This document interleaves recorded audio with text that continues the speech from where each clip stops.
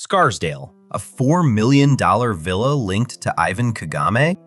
In recent days, online political commentary and several investigative posts on social media have reignited debate over high-value real estate holdings abroad, presented as linked to prominent political and diplomatic figures.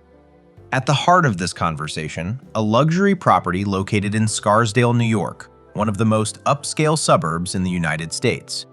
A post shared on X drew attention to public land records under this headline: Exclusive Real Estate Revelation in Scarsdale, New York. A $4 million property linked to Ivan C. Kagame and Ambassador Moses Rugema?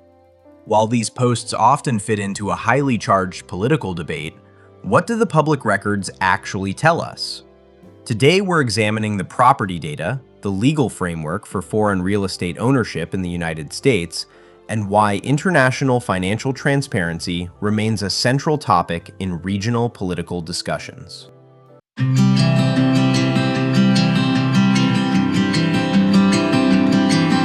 To understand this claim, let's start with the property itself. Scarsdale, located in Westchester County, is known for its expansive private estates and some of the highest property taxes in the country. According to public real estate listings and municipal records, this is a classic East Coast colonial estate. Built with cedar shingles, the residence has 5 bedrooms, 6 bathrooms, an outdoor pool with an integrated spa, a stone terrace, and more than an acre of private grounds.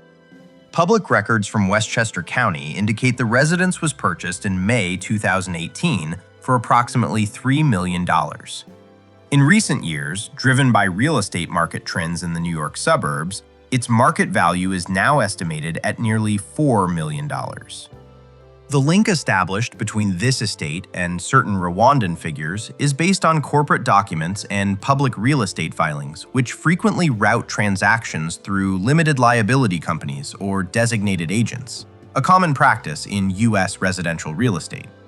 To understand how these links are formed, it's essential to look back at the roles of the people named in these posts. Ivan C. Kagame, educated in the United States and active in the private investment sector, was appointed to the board of the Rwanda Development Board in 2020. Over the years, his financial and real estate portfolio has drawn the attention of regional observers and international media interested in the financial profile of influential African families. Alongside Ivan Kagame, these posts also mention Ambassador Moses Rugema, a veteran diplomat who notably served as Chief of State Protocol at the presidency before being appointed Rwanda's High Commissioner to Nigeria. In real estate transactions involving prominent international figures, diplomats, or legal representatives often appear on registration documents, corporate filings, or municipal notices. While owning real estate in the United States is entirely legal for foreign nationals as well as private individuals, the presence of diplomatic figures in these records regularly draws the attention of transparency organizations. The controversy stirred up on social media isn't just about the legality of the purchase, but also about public perception of elite wealth. Some political analysts argue that the acquisition of high-value real estate abroad by people close to power stands in sharp contrast with the domestic economic situation. In debates over regional economic hardship, capital flight, and the accumulation of assets abroad remain central topics for opposition groups and civil society. On the economic front, some international observers note that foreign real estate investments in places like New York, London, or Paris are often seen as safe havens. However, when these investments involve the entourage of sitting heads of state or senior government officials, public transparency standards demand rigorous disclosure in order to preserve public trust. For their part, defenders of this type of investment point out that private activities and independent family wealth are distinct from the management of public affairs, and that every individual retains the legal right to manage an international estate. It's also worth noting that the framework governing foreign real estate purchases in the United States is undergoing major regulatory changes.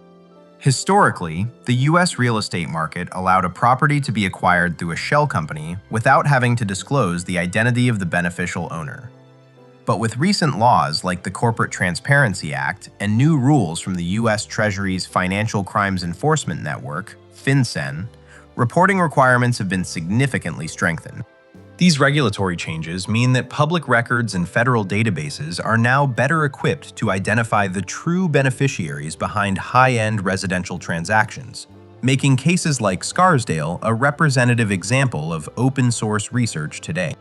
The Scarsdale case illustrates a recurring theme in contemporary geopolitics: the intersection of international real estate, public record transparency, and political accountability. While public documents confirm the property's existence and its transaction history, the debate centers above all on how public figures manage their wealth abroad and on how citizens view the transparency of their leaders. What do you think of these open-source investigations into real estate and the tracking of political wealth? Let us know in the comments. If you found this analysis useful, feel free to like and subscribe for more objective investigations. Thank you for your attention.